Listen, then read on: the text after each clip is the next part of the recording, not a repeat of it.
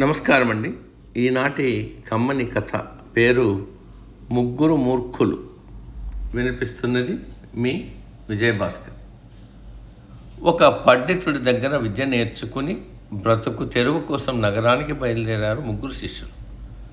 వాళ్లతో పాటు చదువురాని ఒక పనివాడు కూడా ఉన్నాడు.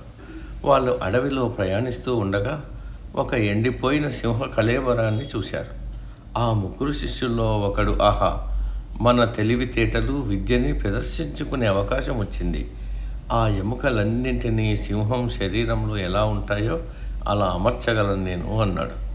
మరొక శిష్యుడు, నేను నా మంత్రశక్తితో మాంసము, రక్తము, చర్మము అన్నీ సమకూర్చగలను అన్నాడు గర్వంగా.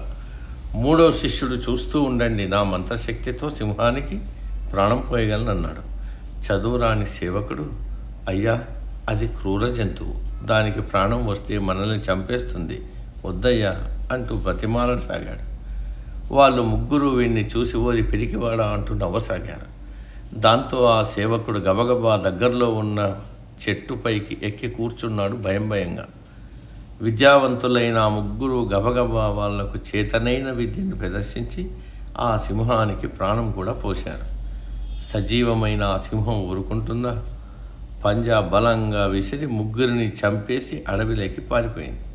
చెట్టెక్కిన సేవకుడు చదువు రాకపోయినా ప్రాణాలతో బయటపడ్డాడు. ముగ్గురు చనిపోయారని విచారిస్తూ వెనక్కి వెళ్ళిపోయాడు. నీతి: చేసే పని పర్యవసానం ఏమిటో సరిగ్గా ఆలోచించకుండా ఏ పని కూడా చేయరాదు. సమాప్తం.